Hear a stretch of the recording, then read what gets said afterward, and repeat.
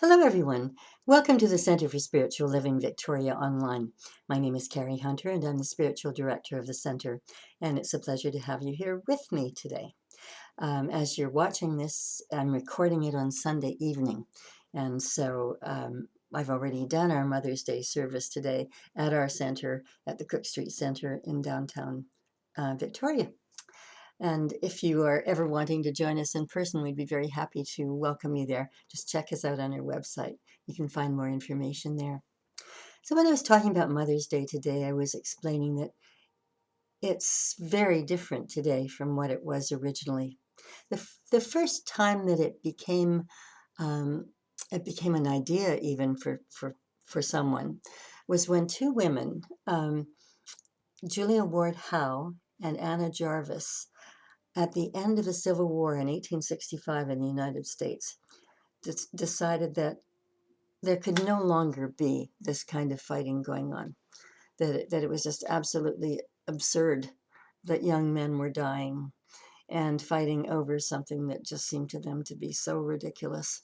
And both of them were out in the field tending to the wounds of soldiers, no matter what color their uniforms happened to be. In 1965, when the war ended, they got together with mothers from the South. And so mothers from the North and South together determined that there should no longer be a war of any kind that they would send their sons off to. And they were really committed to that, and they got together as a group, and they became activists, not wanting any political power to be interfering in their lives or the lives of the children that they loved. And in 1970, Julia Ward Howe, who wrote the lyrics to the Battle Hymn of the Republic, which is phenomenally popular, and I'm sure everybody knows the lyrics to it because we've heard it throughout so many years since it was written. Anyway, she wrote a proclamation that was delivered to women everywhere, and it really became for want of a better word, an anthem for a women's movement at the time. And I want to share it with you because it's not something that we would ever typically think about for Mother's Day, and yet it is so relevant today and so important today, and I think that we need to pay attention. In 1870, this official proclamation was written, as I say. It's very powerful. It goes like this. Arise then, women of this day. Arise, all women who have hearts. Whether our baptism be that of water or of fear, say firmly, we will not have great questions decided by irrelevant agencies. Our husbands will not come to us reeking with carnage for caresses and applause. Our sons shall not be taken away from us to unlearn all that we have ever been able to teach them of charity, mercy, and patience. We women of one country will be too tender to those of another country to allow our sons to be trained to injure theirs. From the bosom of the devastated earth, a voice goes up with our own. It says, disarm, disarm, disarm. The sword of murder is not the balance of justice. Blood does not wipe out our dishonor, nor violence indicate possession, as men have often forsaken the plow and the anvil at the summons of war. Let women now leave all that may be left of home for a great and earnest day of council. Let them meet first as women to wail and commemorate the dead. Let them then solemnly take counsel with one another as to the means whereby the great human family can live in peace, each bearing after their own time the sacred impress is not of Caesar, but of God. In the name of womanhood and humanity, I earnestly ask that a General Congress of Women without limit of nationality may be appointed and held at some place deemed most convenient, and at the earliest period, consistent with its objects, to promote the alliance of different nationalities the amicable settlement of international questions, the great and general interests of peace. Very powerful words. And today, as we are witnessing a war live on television between the Ukraine and Russia, it is very relevant again. Someone has to stand up. We all need to stand up. We all need to stand up and oppose war. We all need to stand up for higher vision, for a higher frequency vibration of ourselves, than allow this to continue to happen on this planet. Marianne Williamson, a number of years ago, wrote that, since Nagasaki and Hiroshima, the bombings which ended the war, the Second World War, she said that for the first time that civilization has reached a point where it can destroy itself. And certainly we're looking at that today with the kinds of threats that come from President Putin. The kinds of threats that we're hearing every day, the kind of fear-mongering that is going on. It's very, very disturbing. And one might think that, there isn't much hope. But in fact, I think there is. I don't believe that we're about to be eradicated from the planet, or that the planet itself is going to just blow up all of a sudden because of some imbecile who pushes buttons somewhere.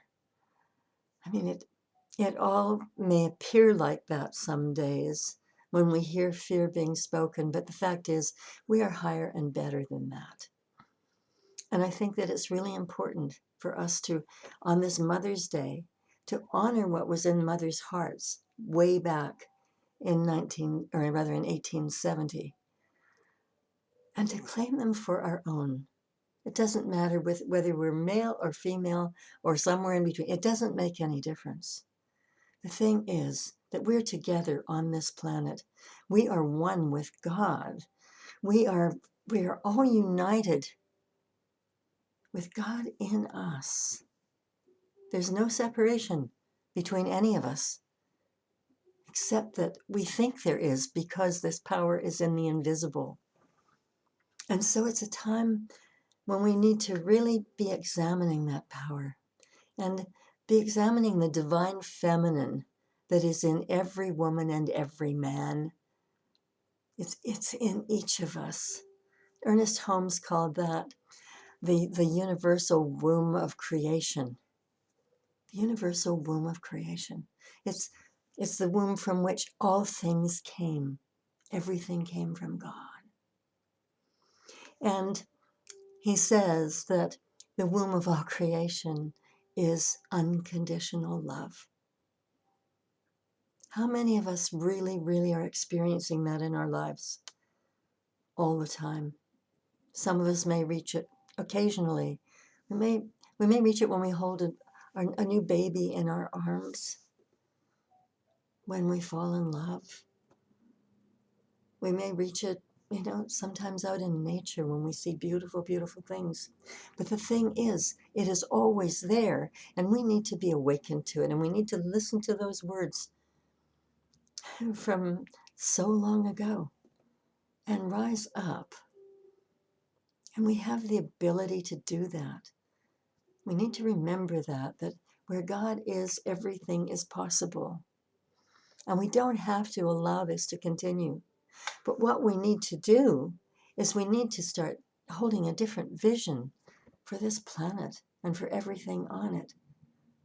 What Ernest Holmes calls a mental equivalent. We hold a picture in our minds of this already done, of peace on earth, of what it looks like, of what it feels like, what it tastes like, of how we interact with one another in the most wonderful ways. We have to start there. We cannot keep focusing upon war and upon carnage. And on this Mother's Day, I think it's particularly important to remember this, to remember our mothers, to remember that they gave birth to us. Everybody perhaps didn't have a happy experience as a child. But the fact is that we always had this divine feminine within us, this divine masculine and feminine, which is God, which is unconditional love. And I know what I shared today was a fairly long and personal story, and I won't get into all of that, but I'll just share a little bit of it, and that's that I was adopted when I was 9 days old, and I was told stories that weren't true about my birth parents. I was told that my father was killed in a war, and anyway, don't need to go on about that. But what happened was the people who adopted me were alcoholics, and my adoptive mother was also mentally ill and was hospitalized a lot. And so I didn't have any parenting. Really, I didn't have any parenting. And it's not a sad story. It's not it's not a poor me story, as I was telling my people this morning. I was very blessed that I didn't have that parenting. I didn't have anybody who told me that it wasn't possible to do things. I didn't have anybody really who told me much of anything. But just a few doors down the street from where we lived, when I was very tiny, I was 2 years old, there was a church. And I used to be playing outside our yard all the time, even at age 2. And I often wonder why that church attracted me, what it was about it. And I suspect that it must have been music, because I can't think why else I would go up the steps and into that building, but I don't remember. What I do remember is that I used to sit in the front pew, and the minister probably thought that I belonged to somebody in the back. And when I would go home, my cousins all lived nearby, and I would line them up on the fence and preach to them, which they didn't like very much. And it was just a passion for me. And what I felt when I was in that church was that I was so loved. I was so loved by God. It didn't matter to me what was going on in my life. I just felt this amazing power within me. And I felt lucky, and I felt blessed. And we moved quite frequently. Whenever we moved, the first thing I would do was to find a church, and I would show up at that church. And the dogma never really rubbed off on me. But my punishment when I was a young child was that I wasn't allowed to go to church on Sunday, because for me that was the most wonderful thing in the world. My parents didn't go to church, but for me there was this deep inner calling. And so the fact that I wasn't really mothered or fathered by the people who adopted me affected me in a very positive way. It made me very independent, very strong, very committed to just taking on anything fearlessly and absolutely believing that it was possible. And it was many years later that I read Norman Vincent Peale saying, "With God, all things are possible." And I think he got that from Ernest Holmes, because Ernest Holmes said it long before Norman Vincent Peale did. And apparently they knew one another. The thing is that we all have this power within us. And so no matter what we're thinking about our parents, no matter what our beliefs might be, we can know that we are unconditionally loved always. Nothing separates us from God except ourselves. We may step aside, but God never steps aside. And so I want to read something to you that I read this morning about Mother's Day. It's a Mother's Day reading, and I use it, I think, every year because it's so meaningful, and people really identify with it, and everybody can't help but identify with it. So I'm going to share it with you now. To those who gave birth this year to their first child, we celebrate you. And if you had a wonderful relationship with your mother, we celebrate that. If you had a difficult relationship, we have compassion for you. To those who lost a child this year, we mourn you. To those who are in the trenches with little children every day, wearing badges of food stains, we appreciate you. To those who experienced losses through miscarriages, failed adoptions, or running away, we grieve with you. To those who walk the hard path of infertility, we walk with you. Forgive us if we say foolish things. We don't mean to make it any harder. To those who are foster moms, mentor moms, spiritual moms, we need you. To those who have warm and close relationships with your children, we celebrate you. To those who have disappointment, heartache, and distance with your children, we sit with you. We understand. To those who lost their mothers this year, we grieve with you. To those who experienced abuse at the hands of your own mother, we acknowledge your experience and we hold our own loving hands out to you. We embrace you. To those who lived through driving tests, medical tests, the overall tests of motherhood, we're better for having you in our midst. To those who are single and long to be married and mothering your own children, we mourn that life has not turned out for you the way that you wanted it to be. To those who step-parent, we walk with you on these complex paths. To those who envisioned lavishing love on grandchildren, yet that dream is not to be, we grieve with you. To those who will have emptier nests in the upcoming year, we both grieve and rejoice with you. To those who place children up for adoption, we commend you for your selflessness and remember how you hold that child in your heart. And to those who are pregnant with new life, both expected and surprising, we anticipate with you. This Mother's Day, we walk with you. Mothering is not for the faint at heart. And we have real warriors in our midst, and we remember you, and we honor you. I love that reading because it covers so many facets of motherhood and so many experiences that we've had.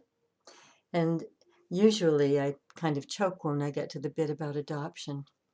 And what I shared this morning, and again, really condensing the story, is that my younger daughter, through Ancestry.com, found my biological mother. We discovered that I was not told the truth about my mother and father. My mother was just about 20 when I was born. My father was older. He was 26. He did not go off to war. He was not killed in a war. But that was the story that I was told. So I learned my mother's name. And I learned that I have a cousin who lives not far away, first cousin. And we were in touch, and he sent me a photograph of my mother. And that photograph had a picture of a little girl with her. The little girl was her cousin, her little cousin whose nickname was Billy. And the man sitting next to her was named Earl Mosley. Their names were on the back of the photograph, together with the date. And as I looked at it, I realized that my mother would have been about 2 months pregnant with me in that picture. And so I went on Ancestry to see if there was an Earl Mosley or somebody named Mosley who was close to me. And the person closest to me, aside from my children and grandchildren, was someone named Wanda Mitchell. And so I got in touch with her and asked her if she knew of anyone named Mosley, and that had been her maiden name. And she called an auntie, and her auntie Marlene said, yes, that Earl Mosley told her that he'd had a little baby girl, but he didn't know where she was. And it turned out that neither of my biological parents married for 12 years after I was born, and I learned that they were very much in love, but that my great-grandfather would not allow my mother to marry my father. And my mother had another little girl after she was married,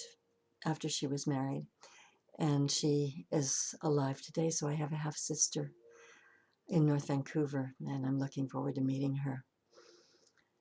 And my father never had children. He married 12 years after, but never had children after that. But all of a sudden, I have so many cousins. We'd need acres of land to have a family reunion. So the story for me was very, very personal, very, very um, touching and deep. I think I cried for about 2 weeks when I found out, because to find out who your parents are in 1 week, um, who your biological parents are, because of a picture, because of my daughter going through Ancestry, was a lot, especially when it wasn't a story that I'd been told. And what really, really moved me was that my cousin, who lives nearby, found a document that my mother had named me. She named me Elizabeth. And so she named me before I was adopted at 9 days old. And what that said to me in my heart and in my mind was that she had claimed me. It wasn't that she just gave birth and abandoned me and never saw me, never thought of me again. And I have really felt this presence around me on this Mother's Day. I love that. I feel that. And I feel so much love for those two people that I never knew. And so it again stirs up these feelings of unconditional love in me. And we all have to be feeling this unconditional love, no matter how we were raised. We need to know that God is there, and we need to know that we are a generation of people who are rising up to a higher frequency, and we're not going to allow the kind of pain that people have suffered through the years, through killing one another, through the various mishaps that people have in their lives, that we're moving into a different place, a higher place. And each one of us needs to remember that we are a part of that. It's critical that we remember that. The children who are being born today are absolutely extraordinary. You've probably seen some of them on television. You know, little tiny tots. They're incredibly talented, incredibly bright. You know, they're way beyond anything that I could dream of being in terms of their skills and their talents. And they are our hope for the future. And it's for each of us, wherever we can, to mother and father them, no matter who they belong to, but to be there, to mentor, to help in whatever way that we can, because they are the salvation for this planet. I shared this morning that I know a woman now, a young woman, who was a little girl. When she was 5 years old, she asked her mother to write a letter to the Diane Fossey Foundation, because she herself hadn't yet learned to read or write. And she wanted her mom to ask if the foundation would hire her when she was 18, so that she could help save the gorillas. That was at age 5. At age 7, she phoned me and she asked me what it was if you want to study other cultures. And I said, well, that would probably be anthropology. And she said, okay, I'm going to be an anthropologist. And we got off the phone, and later that evening, her mother called me and said, what did you say? And I said, well, you know, I said that anthropologists study other cultures. And she said, well, my little girl said that she needed to quit school and go to university right away. And she said, she explained that of course couldn't happen, that she had to finish school first. And her little girl said, no, I have to go now because I have to save the Bushmen in Africa, and they could all be dead by the time I get to university if I don't go now. And then when she was 9, so 5, 7, 9, she organized a chapter of Little Women for Little Women in Afghanistan. And in a couple of years, those little girls, now age 11, were supporting 2 teachers full-time for little girls in Afghanistan. And they were supporting an orphanage in Kabul. And then her mom, a single mom, with her 2 daughters, moved to Toronto, moved east from out west. And this little girl finished high school there and moved on to McGill, where she went to university and studied international studies and women's gender issues. She did a double honors degree, and she graduates on the 29th of May this year. and she's extraordinary. And then she leaves for Paris, where she's been accepted into the Paris Institute for International Affairs. And she has 2 friends who are going with her there. She's interested in social justice. It's her primary focus in life. And I have watched her grow from the time she was born because she's my granddaughter. And she's not the only one. She has a couple of friends who are going with her, who are following the same path. And there are many, many following those kinds of paths now. And there are many little ones who are born remembering the truth of who they are, remembering past lives, remembering spirit guides, talking about them. There's so much in the invisible that we go about our business totally unaware of these things. But there is hope in all of these children, and there's hope in each one of us. We must not give up. Jean Houston wrote a book a number of years ago now called Jump Time, saying that every once in a while through history, there's a period where we evolve to a higher level of consciousness. And she said that this is the time, or that was the time, and we're still going through that time. Let us be aware of that. A higher level of consciousness. We're in it now. And we can see the results all around us. And that there are people who are still warring and fighting. They're stuck in some other place. Let us raise them all up. Let us, in our minds, see leaders everywhere who govern with love and compassion and freedom for all, and who take care of the sick, of the infirm, of the healthy, of everyone.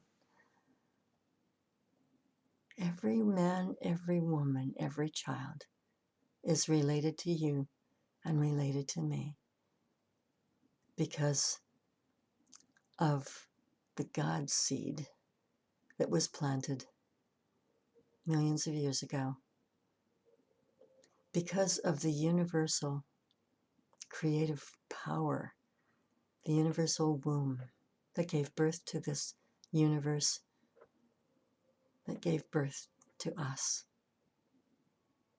that is raising us up. And it's up to each one of us to really pay attention and to listen. And we will all live in a brighter, happier, safer, more loving world. And so it is. Thank you for being here with me right now. It's a pleasure to see you. If you care to join us on Sundays, we're at 380 Cook Street in Victoria. Meditation at 10:30 and our service is at 11, celebration service at 11. And we'd love to welcome you there. And if you'd care to make a donation to us, of course, we pass the hat. And, actually, we pass a basket, not a hat.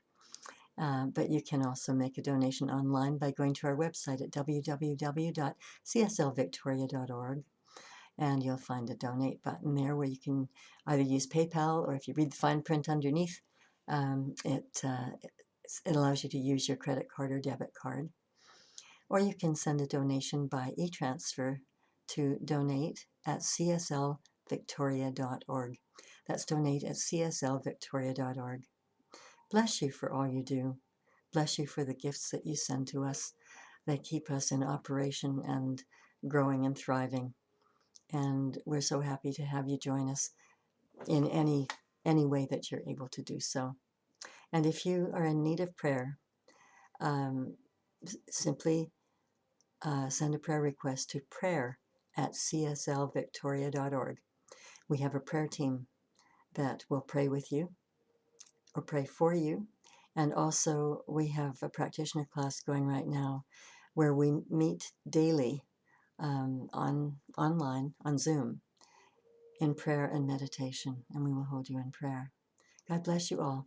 Have a wonderful week. And just remember to love one another. And so it is.